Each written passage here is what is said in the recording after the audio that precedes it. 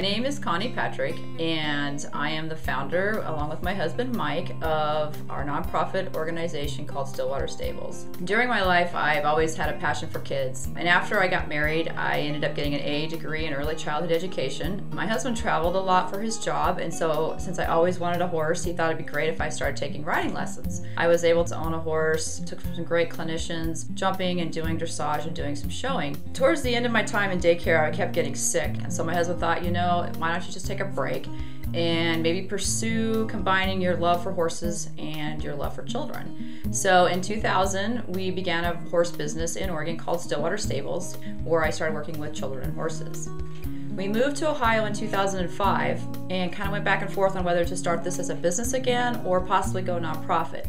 Because as we were running the business in Oregon, we saw the benefit that horses had in children's lives and felt that it should be available for all children no matter their income level. And so in 2008, we decided to start the nonprofit process and become a nonprofit organization. We wanted to start this because horses have such a benefit with children and teens that we wanted to make it available to anybody who wanted to, regardless of their income level. We don't have to be like the other riding stables that have to try to get as many kids through as possible to be able to meet the ends of finances, because it's very expensive to do a program with horses. And so we're able to focus more on the individual child and be able to tailor their visit according to what they need as an individual.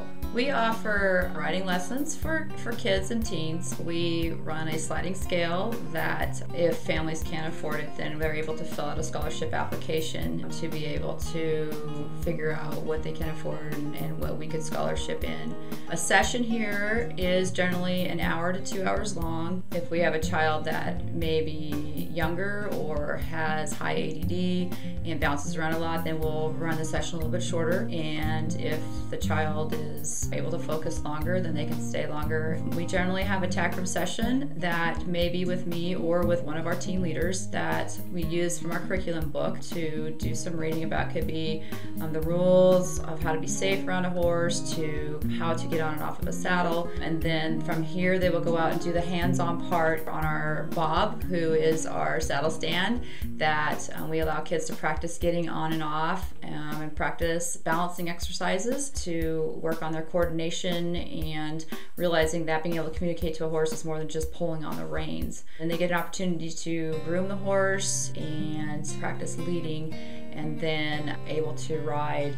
They start off on a line because it's important to be able to speak the horse's language. If the horse doesn't understand what the rider is asking and the rider could be afraid, then the horse will pick up on that and will not respond the way that necessarily they should. Then there's generally time to do a chore. Our program is all based on volunteers, and there is a lot of work to do to help take care of a horse. So they'll be maybe getting to learn how to do a stall or clean the horse's brushes. We also are considered a place of diversion that teens can come and hang out and be involved with, something greater than themselves that keeps them from being involved in things that may not be very healthy for them. We strive at giving children and teens opportunities to build lasting relationships, to develop leadership skills, and to discover purpose in hopes that it will guide them in making good choices or positive choices for their life. Well, the things that I enjoy about the program is that obviously it's two of my passions. It's working with horses and being able to work with children and teens. And it's just being able to expose students to working with horses and giving them a good foundation of getting the right start. But it's also having that opportunity to be a part of a child's journey. Every child that comes in here has different things that they're working through in their life, and while they're here I get that opportunity to get to know them and to maybe make a difference in some areas that they could be struggling in.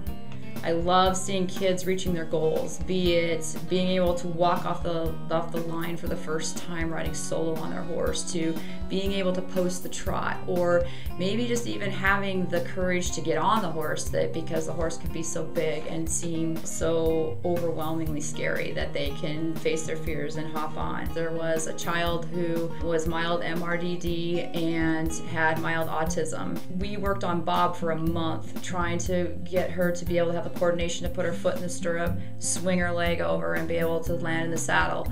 and then be able to turn around and lift that leg back over the saddle to be able to get off.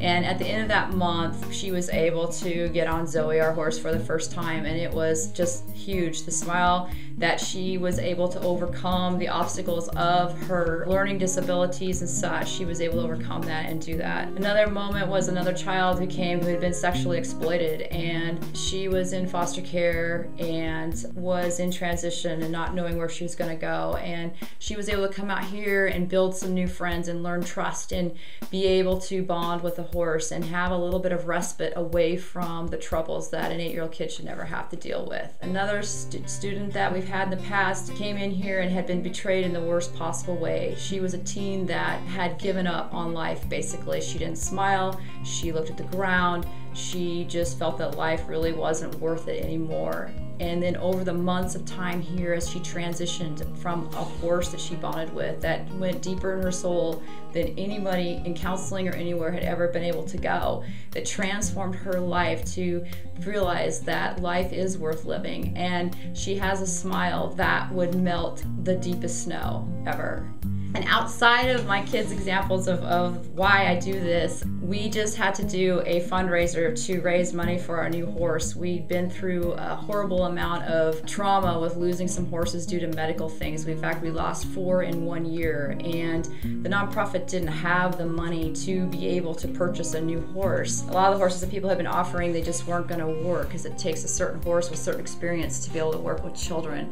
And so we found this horse at a training barn. They were asking $2,700 for this horse, and they lowered the price, and we started sending out letters and fundraising, and we were over 50 people responded, and we were able to bring Teddy home. And it's just been a phenomenal thing and feeling for me and my husband, because sometimes it can feel like we're running this on our own, and to see all these people come forward that believe in what we're doing and want to make a difference in a kid's life was very encouraging, and to us was pivotal because it kind of transitioned our program from just being, oh, Mike and Connie doing this thing, to now the community and other people from around the United States are taking a part of. I want people to know that we're also programmed about second chances. Teens can come in here and they can be whoever they want to be. They can leave their labels from outside that they may have at school or at home or anything, and they can come here and they can be who they want to be. They can have that second chance to have a new start and being able to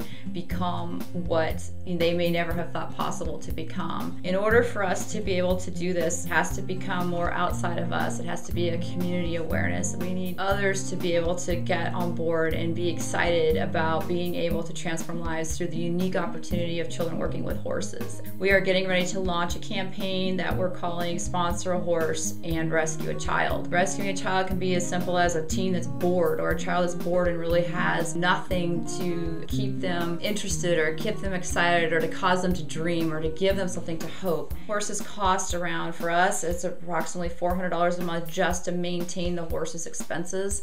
Everybody here is volunteer. The property has been donated to use for this. There is no money coming in other than to help take care of the horses and hopefully maintain the facility to run it. We would love to get more people involved who might be interested in sponsoring a horse per month by pledging to give a certain amount a month, which we would then in return give you updates and fill you in on what your horse is doing to change the lives of kids. Our program relies on volunteers and the talents that somebody may have of landscaping or office management that we're just waiting for people like that to come forward that can help us well round out our program in different ways. I would really love to talk with each and everyone who's interested in our program. If you're interested in a riding session for your child, if you're interested in our Sponsor a Horse and how to find out more information about that, or you are interested in coming out and doing some work for us, please give us a call at 937-383-7793 or check us on the web at www.stillwater-stables.org, and we look forward to talking with you.